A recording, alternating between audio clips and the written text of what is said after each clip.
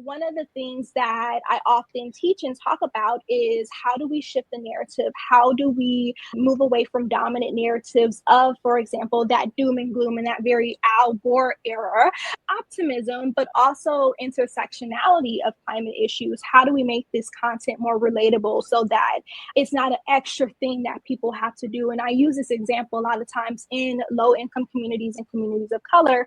We're tired, we're exhausted. There's always something we have to do. There's another hashtag we always have to use. And so when it comes to climate and environmental issues, a lot of times we're like, oh, we're tapped out. But this is just as important. But the way that we're communicating it doesn't really speak the urgency behind it. And so I think a lot about how to shift the narrative of one, what it even means to be an environmentalist, what it looks like to be an environmentalist. You don't have to be planting trees and saving the polar bears to be in this movement. That's not even the movement we're talking about, you know? And so I think a lot about using different narratives that come from the public health sector. And so health is something that everyone relates to, no matter who you are, what your views are. Everyone just wants to live a happy, healthy life. And so what I found in a lot of research is that when you lead from a health lens, people are more likely to listen because they're understanding how it impacts their risk for heart disease or their kids who have an asthma attack, all of those different things that I think